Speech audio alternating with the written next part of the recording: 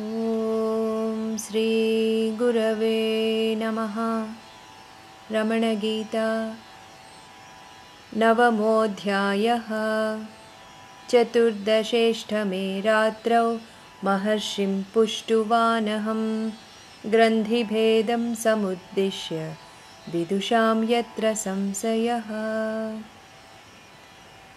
Ganapati Muni in this verse describes the day on which this conversation took place. It was the night of 14th of August 1917. Ganapati Muni questioned Maharshi Ramana about the cutting of the knot, regarding which the learned have doubts.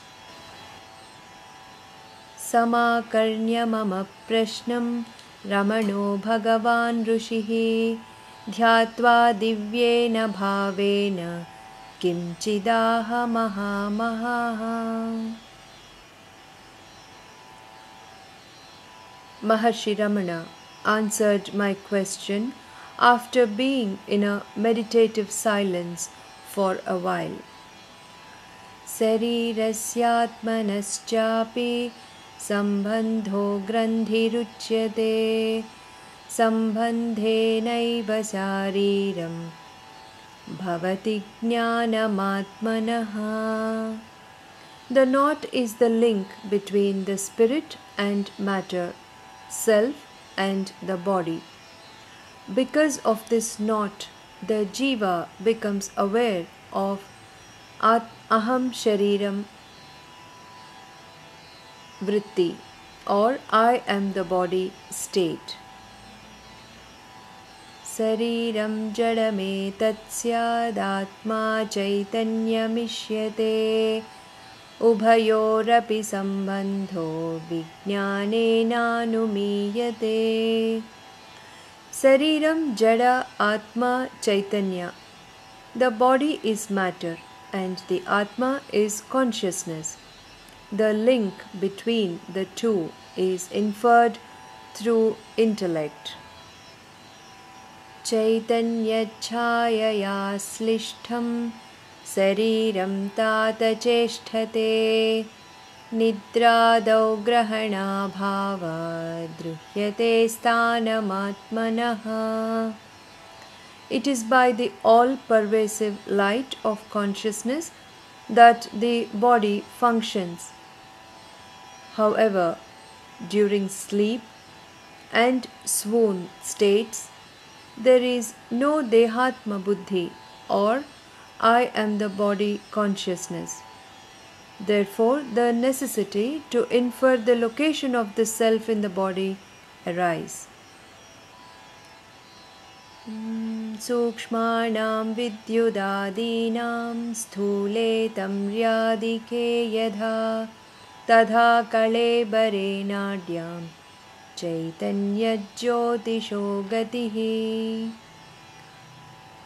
Here the analogy of electricity is used to explain the flow of energy in the body. The electricity passes through wires. Likewise, the flame of consciousness flows through various nadis or channels in the body. Sthalamekam chaitanya jyotirujvalam sarvabhasayate deham bhaskaro bhuvanam yadha. Continuing his explanation, Bhagavan uses yet another analogy to explain the diffusion of consciousness in the body.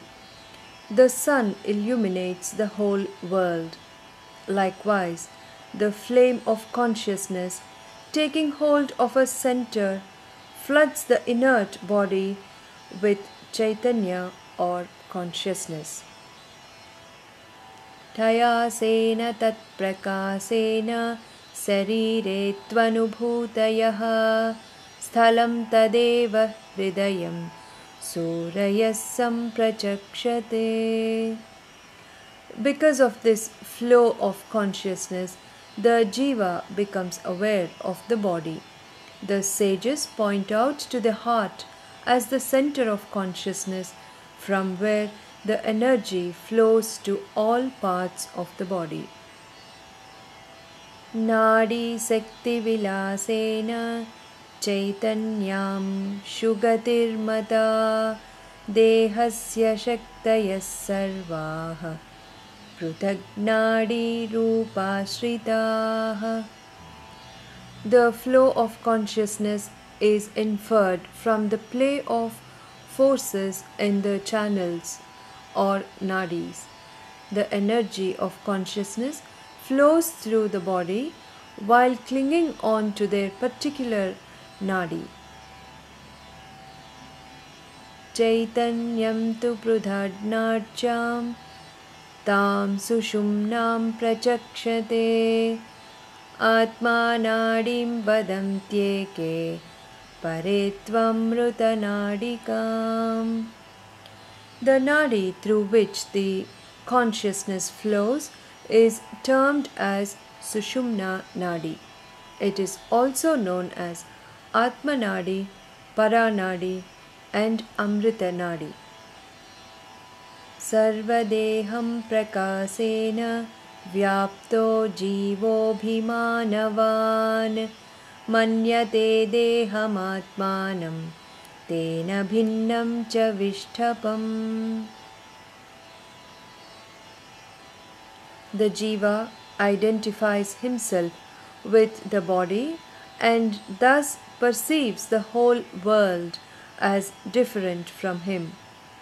He ignores the fact that the flow of consciousness is the root or source for all the activities in the world. Therefore, he and the jivas share the same consciousness. Abhimanam parityajya dehe chatmadhiyam sudhihi vicharaye chede kagre nadinam madhanam bhavet. When the seeker, with his detached and discriminatory vision, giving up the I am the body consciousness or notion, and with single-minded pursuit, inquires into the nature of the self, then the churning of the channels or nadis take place. Nadinam madhanenaiva matma tabhyah prudakritah kevalam amritam nadi masitya prajvalishyati. When the churning of the nadis take place, all the energies get centered in the Sushumna Nadi alone, and the self henceforth shines through Sushumna Nadi. Atma Nadyam yada bhati chaitanya jyotirujvalam kevalayam tadhananya yadatmanav samprabhasate. When the self centers itself in the Sushumna Nadi, the knot between the matter and self is cut and the jiva abides as the self.